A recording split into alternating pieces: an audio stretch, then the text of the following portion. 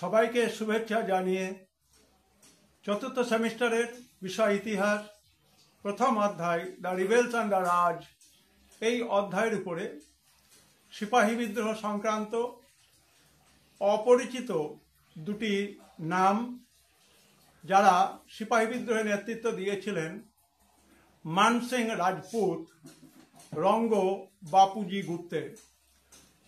In the light of history ইতিহাসের আলোয় YouTube চ্যানেলে এই দুজন সিপাহী বিদ্রোহের যোদ্ধার সম্পর্কে আলোচনা করব।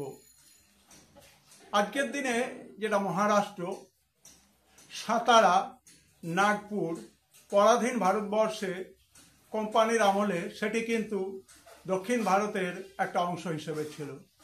সুতরাং দক্ষিণ ভারতে সিপাহী বিদ্রোহের 10ই জুন, 13ই জুন এবং 20 জুন এই বিদ্রোহের নেতৃত্ব দিয়েছিলেন রঙ্গ বাপুজি গুপ্তে এবং মান সিং রাজপুত। 10ই জুন এবং 13ই জুন আমরা দেখতে পাই সিপাহীরা নেতৃত্ব দিয়েছে মান সিং রাজপুতের নেতৃত্বে এবং 20 জুন নেতৃত্ব দিয়েছে রঙ্গ বাপুজি গুপ্তের নেতৃত্বে। এই রঙ্গ বাপুজি গুপ্তে ছিলেন ছত্রপতি প্রতাপ সিং ভোঁসলে, মহারাষ্ট্রের সাতারার যিনি জমির মালিক ছিলেন, যাকে ছত্রপতি মহারানা হিসেবে গণ্য করা হতো, তার বিশ্বস্ত অনুচর, এবং তিনি 20 জুন 1857 সালে সিপাহী বিদ্রোহের নেতৃত্ব দেন। অন্যদিকে মান সিং রাজপুত তিনি 10ই জুন এবং 13ই জুন নেতৃত্ব দিয়েছিলেন। তিনি ছিলেন তাঁতিয়া টোপির অত্যন্ত ঘনিষ্ঠ।